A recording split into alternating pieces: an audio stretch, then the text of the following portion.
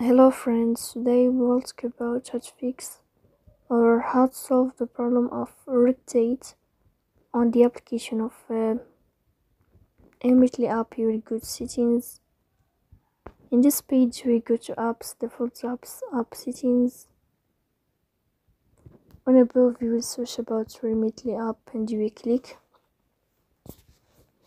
Then this page of app info, you will click on first stop and you will click OK.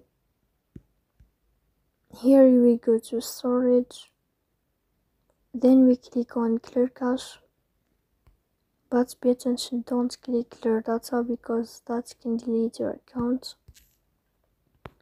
Here we go to Play Store, you will search about the application of Remitly app.